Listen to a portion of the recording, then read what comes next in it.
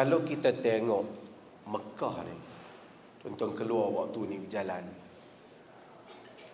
kalaulah tidak kerana Kaabah, tidak kerana Nabi SAW menunaikan haji dan umrah, agak-agak kalau orang ajak main melancung, tuan-tuan main melancung di Mekah ni. Tuan-tuan nak main panas macam ni, bukit pun tak ada, pokok. Kalaulah agama, tidak kerana agama, ni orang Mekah ni kena syukur Allah Ta'ala. Kalau tidak kerana agama, kita tak datang ke sini. Kalau agama kata setahun sekali pergilah melancung di mana-mana, lihat kebesaran Allah, kita tak pilih Mekah ni. Baik kita pilih Switzerland ke, kan? Kita pilih negeri-negeri, negara-negara yang cantik. Tapi hanya semata-mata kerana Allah Ta'ala telah syariatkan syariatnya di sini. We got no choice, no option. Kita tak ada pilihan. Oleh kerana dia letakkan syariat dia di sini, dan dia melimpahkan keberkatannya di sini, maka kita hadir ke sini. Setiap kali kita memijak tanah Mekah ini, kita terbayangkan Ibrahim alaihissalam yang taat kepada Allah Azza wa Jalla, dan kita terbayangkan Nabi kita Muhammad sallallahu alaihi wasallam yang telah menyampaikan syariatnya kepada kita. Di dalam khutbah Nabi sallallahu alaihi wasallam, dari Dr. Ruzami sebut, Ustaz Husin pun sebut, Nabi ini bersungguh-sungguh nak sampaikan agama supaya kita boleh follow agama seperti yang disyariatkan kepada baginda. Nabi tengok kepada jumlah yang ramai. Bayangkan Nabi kita Muhammad sallallahu alaihi wasallam, orang Mekah Nabi ni. Nabi sayang Mekah ni.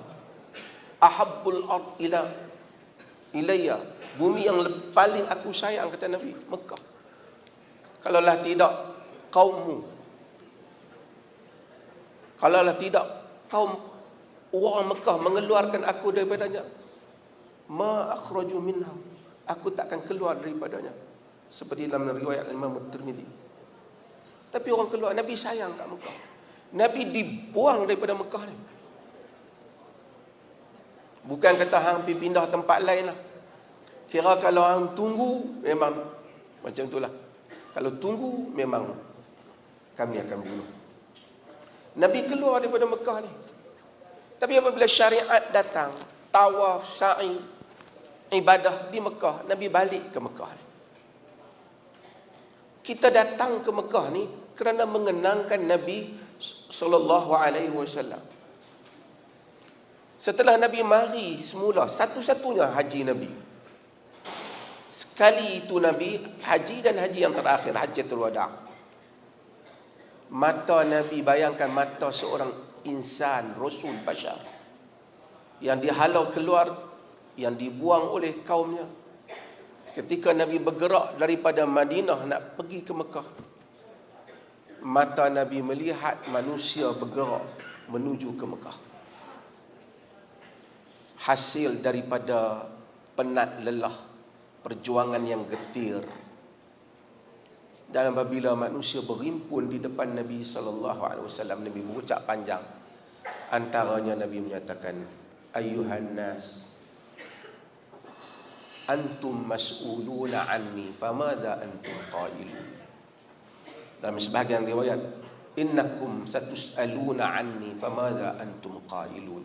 Seperti dalam riwayat Muslim yang diriwayatkan oleh Imam Ahmad dan selain. Kamu akan ditanya tentang aku ini. Kamu nanti nak jawab apa pada Allah tentang diriku? Setelah melakukan kerja yang begitu bersungguh-sungguh, berdiri di hadapan jumlah yang ramai yang menganut Islam, innakum satus'aluna anni famadha antum qailun. Wahai manusia, kamu akan ditanya tentang aku. Nanti kamu nak jawab apa tentang aku ni? Para sahabat yang hadir kata, nashhadu annaka qad ballaghta wa adaita wa nasah. Kami menyaksikan di hadapan Tuhan, sesungguhnya engkau telah menyampaikan agama ini. Sesungguhnya engkau telah menyampaikan, menunaikan tanggungjawab agama ini, wa nasah, dan telah memberikan nasihat kepada kami.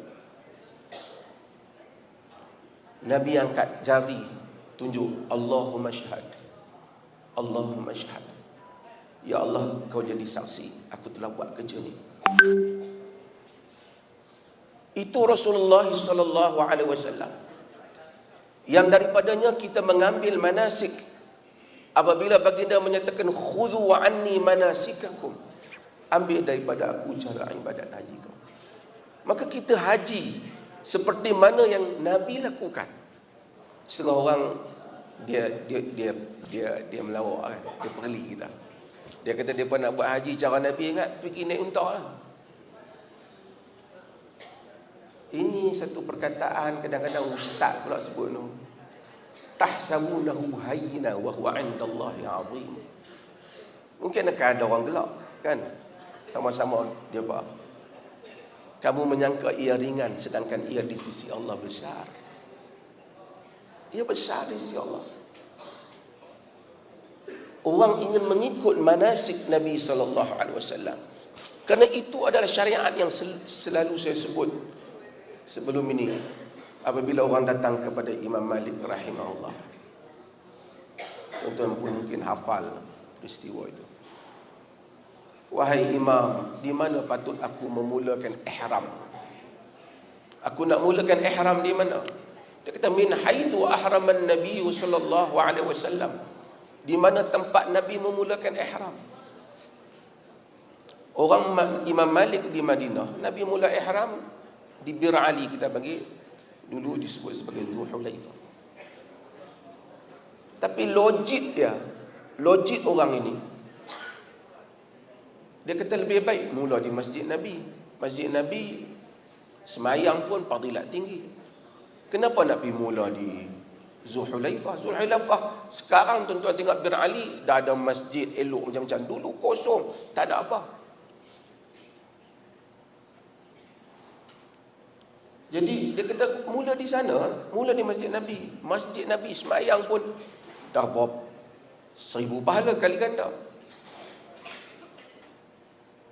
Imam Malik kata, la taf'al, akhsha an tusibakal fitnah.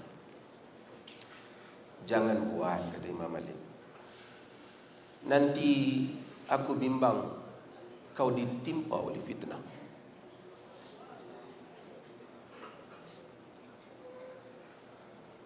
Dia kata, ai fitnah? Fitnah apa wahai? Tak kala nak mula ihram dekat Masjid Nabi pun fitnah. Macam kita kata, tak kala nak buat macam tu pun salah. Tak kala nak mula ihram di Masjid Nabi pun fitnah. Baca fadilat Masjid Nabi. Imam Malik kata, ai fitnatin a'zam min antara annaka sabaqti ila fadilatin qassara anha Rasulullah sallallahu alaihi wasallam. Apa fitnah yang lebih besar, kata Imam Malik, apabila engkau berpendapat engkau dapat mengatasi Nabi di dalam satu amalan sedangkan Nabi itu kurang daripada engkau. Maksudnya you telah bagi satu bentuk ibadah yang mana you kata this is better than what the Prophet sallallahu alaihi wasallam did. Ini lebih baik daripada apa yang Nabi SAW buat. Apa maknanya? Kata Imam Malik, sedangkan telinga aku mendengar Allah berfirman, "Falyahdharil ladzina yukhalifuna an amrihi an tusibahum fitnah aw yusibuhum adzabun alim." Sedangkan aku mendengar Allah menyatakan, jaga-jaga orang yang menyanggahi amalan Rasul, nanti ditimpakan kepadanya fitnah atau ditimpa padanya azab yang pedih. Tuan-tuan, sesiapa yang tidak menikmati nikmat mengamalkan sunnah, dia tak faham hal ni. Kadang-kadang duka cita sebahagian orang tu belajar agama, dia boleh Kristian pula, Awak nak ikut semua Nabi ke? Bab benda ni ada kaul kata boleh. Saya tak nafi, saya pun baca fiqh, kitab fiqh alhamdulillah banyak. Memang banyak kaul. Tetapi kita apabila kita baca hadis, kita tahu the Prophet sallallahu alaihi wasallam buat macam tu. Apa rasa kita?